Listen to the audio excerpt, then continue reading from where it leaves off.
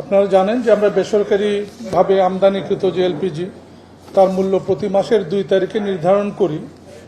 এই নির্ধারণে মূলত দুইটি ভিত্তি আমরা বিবেচনা করি।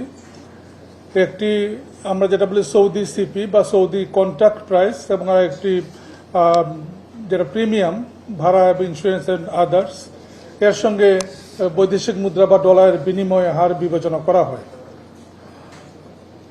গত মাসে সৌদি কন্ট্রাক্ট প্রাইস বা সৌদি সিপি ছিল $799, যেটা প্রতি টন, যেটা এই মাসে $593, অর্থাৎ এই ক্ষেত্রে সৌদি সিপি কমেছে $206 প্রতি টনে। এই মাসে ডলারের বিনিময় হার একটু বেড়েছে গত মাসের চেয়ে। গত মাসে ছিল 122.81 টাকা, এই মাসে 123.08 টাকা, অর্থাৎ 0.27 টাকা বা 27 পয়সা বেড়েছে। জাহাজ ভাড়া অ্যান্ড আদার কস্ট মিলিয়ে যেটা প্রিমিয়াম, এটা গত মাসে ছিল $200। আপনারা জানেন যে এর আগের মাসে এটা ছিল $250। আমরা গত মাসে 50 কমিয়ে করেছি $200। এই মাসে এটি আরও $20 কমিয়ে $180।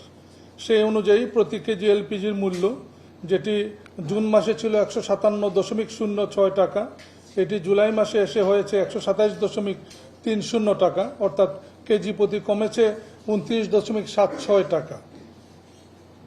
12 কেজি সিলিন্ডারের মূল্য জুন 2026 মাসে ছিল 1885 টাকা, যেটি জুলাই মাসে হবে 1528 টাকা। প্রতি 12 কেজিতে এখানে কমেছে 357 টাকা।